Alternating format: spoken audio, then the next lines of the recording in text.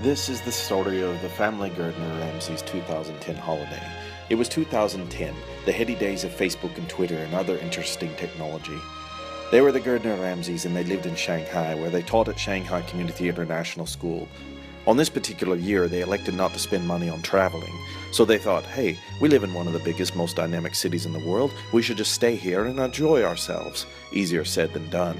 When one has small kids, one has to keep small kids entertained to a certain degree. Sure, they could have put the girls in front of the television, but where's the fun in that? So they decided they would head out into the city to find something to do. The first thing they did was get haircuts. Actually, it was just Randall who got the haircut. Though he wanted to grow a 1970s Jack Nicholson-style haircut, he elected not to do such a thing, mainly because he was getting a severe case of the round head, which is an affliction that only he has a tendency to suffer from. Then, they decided to explore a bit of Shanghai, wherein they discovered a frog meat restaurant. They also went to the Science and Technology Museum and they visited their old apartment from the 1990s in Shanghai. They also did a few workouts on some of the local equipment. So we ask that you remain seated at all times and no smoking, please.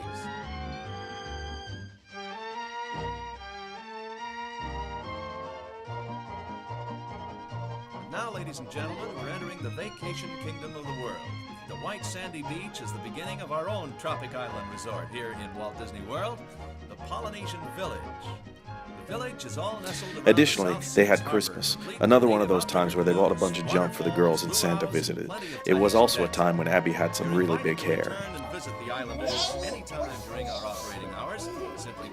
Of course, one could say all of these things were exciting, but the people that say that only say such things because they don't live in Shanghai. The thing is, Shanghai is like any other city when it comes down to it. If one lives there long enough, one gets bored. So with 3 weeks to kill, they were running out of things to do.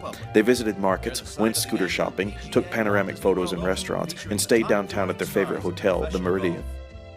Highly recommended, folks. But still, they were bored, incredibly bored, and when Randall gets bored, Randall starts to dream. He had always wanted to go to Japan. Wait, let me rephrase that. He had always wanted to go to Disneyland in Japan. He'd been a big Disney fan for years, ever since his mother took him to the parks when he was little. He even worked at Disney World and had taken his kids there several times. So, as he was sitting around completely bored, he got a crazy notion. What if they went to Japan? Specifically, what if they went to Tokyo Disneyland? He had no interest in going to see Japan for this trip. That would be a trip they would take much later. This trip was solely to visit Disney.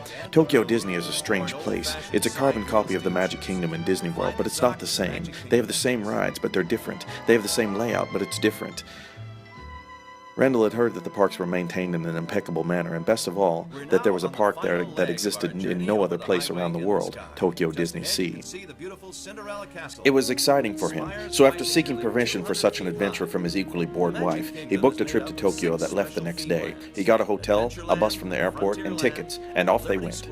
The next morning, they didn't tell the girls where they were going. They just said, pack your stuff, and they went to the airport. Where are we going? Tokyo. Why are we? Did you know we were going to Tokyo? No. You didn't? What do you think we're going to do in Tokyo? Go to find buildings. Thank you for joining us on Go to find buildings? Fun buildings. Fun buildings, like what? I don't know. I've never been to Tokyo. Alright. Where are we going?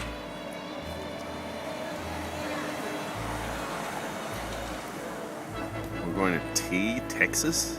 Yay, Texas.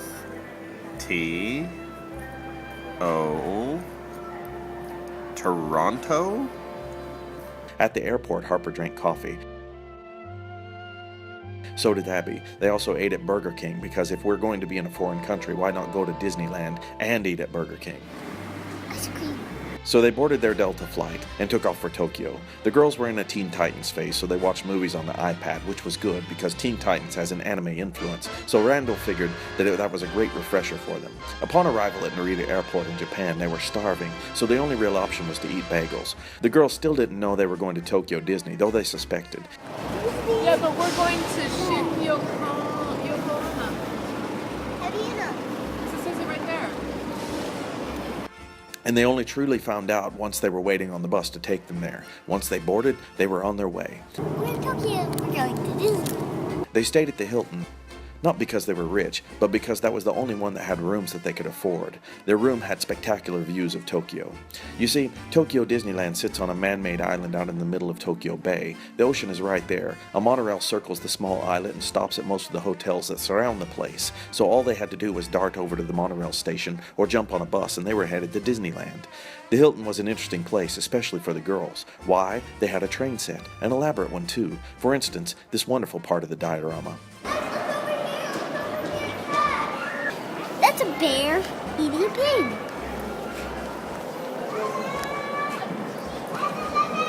Notice the blood. So they arrived and got settled, and the first thing they had to do was go look at the entrance to the place. The attention to detail at Tokyo Disney was astounding. I mean, just look at the handles on that bus, and they were all set. Why? Because no one was there but them. They had this bus all to themselves. So the next morning, they thought they would head to Tokyo Disney Sea first because they had never been, and it was supposed to be spectacular. As far as Randall understood, Tokyo Disney is not actually owned by Disney, so they are allowed to invest their money in the parks and not to the corporate behemoth that is the Disney Corporation. Thus, they created Tokyo Disney Sea. This was their first taste of the place. From what they could tell, Tokyo Disney Sea had a Jules Verne theme and was meant to capture the imagination of his novels. The centerpiece of the land is a giant volcano which explodes at various times of the day. They thought they would have a casual day at the park, considering they had seen no one the night before. They were mistaken. The entrance to the park went under a hotel. One could actually stay in this park, if of course one had a small fortune. They did not. So the building you see above them is actually a hotel.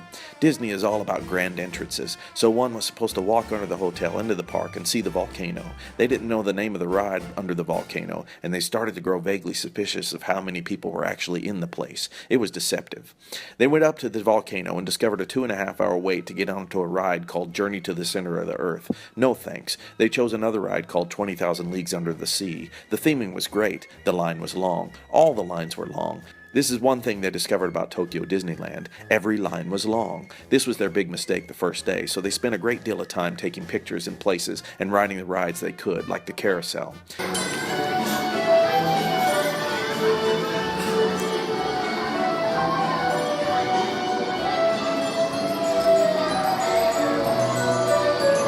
They went to Little Mermaid's World and rode weird rides there, and of course, they waited in line for those, but it was neat.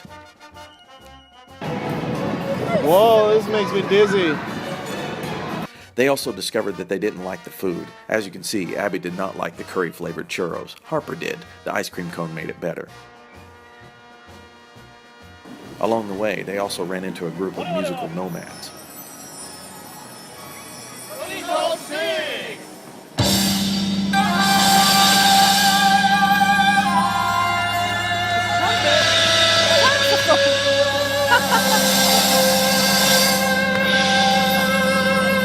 After that, they thought they would see Ariel. The girls were excited about it. Tracy and Randall had a debate as to whether or not Ariel would be Japanese or American. She was American.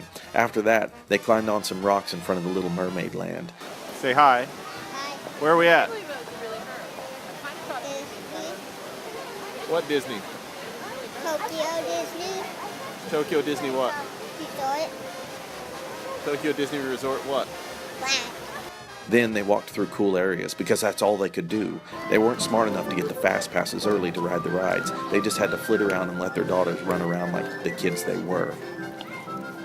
This is Tokyo Disney.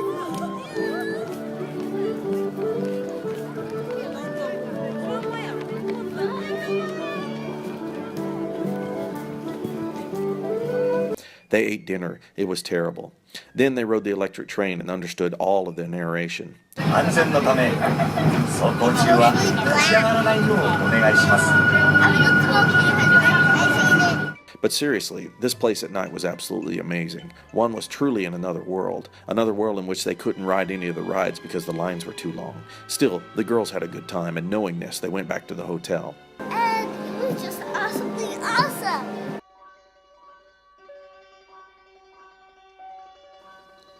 Sunrise brought them a view of Mount Fuji and a day spent at Disneyland Park.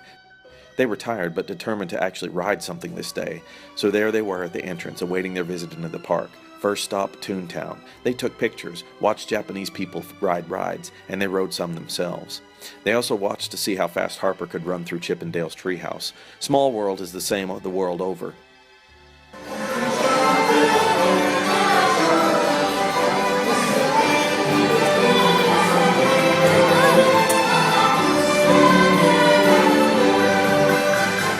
And Cinderella's castle is the same as it was at Disney World. Then, disaster. They were swarmed by characters.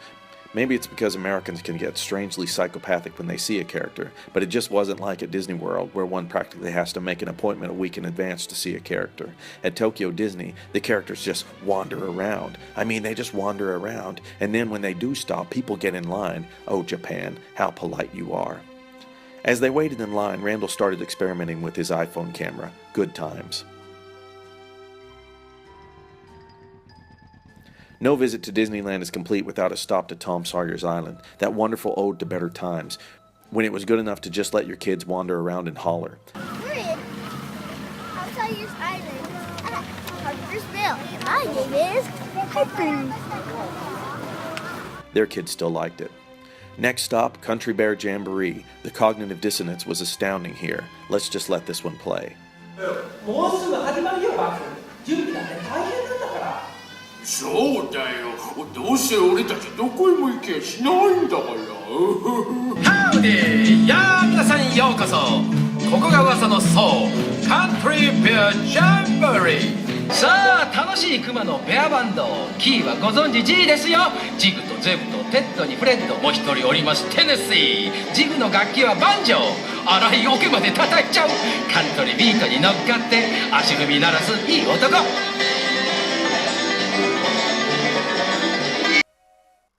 None of them really liked the food, so they survived almost solely on sour candies and rice crackers. They decided to wait on a daytime parade. The place was packed to the gills, but they managed to get good seats on the ground and sat to wait.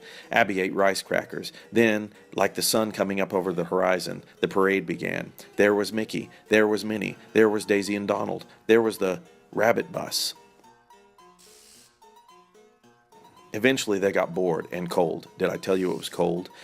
But though they left, they were trapped, so they ended up watching the rest of the parade anyway. Then the crowd dispersed. Did I tell you the place was packed? Did I tell you Main Street had a roof? Did I tell you they found Randall's poster? Evening came, and they went to Pirates of the Caribbean, the Enchanted Tiki Room, and they took the greatest picture in the history of Splash Mountain. Then it was home.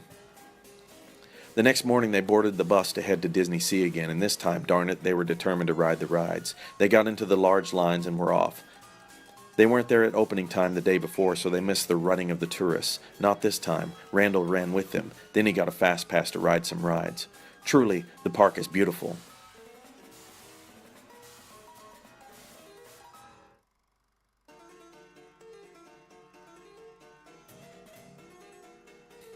They found Thumper and his partner out of wedlock. Thumpette. More of that rabbit stuff. They had this weird Leonardo da Vinci part of the park that would have bored American kids to death, but they had a good time.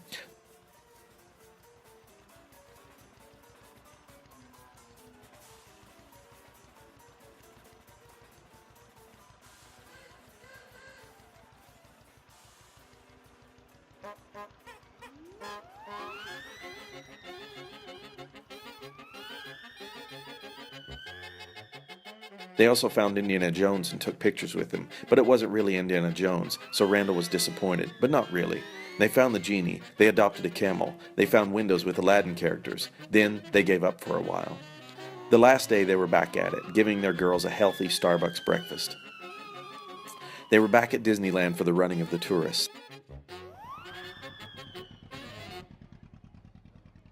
They had to get pictures with Chip, but they didn't flash the peace sign. Also, with Goofy, Harper broke stuff, and of course, their daughters couldn't work simple door handles.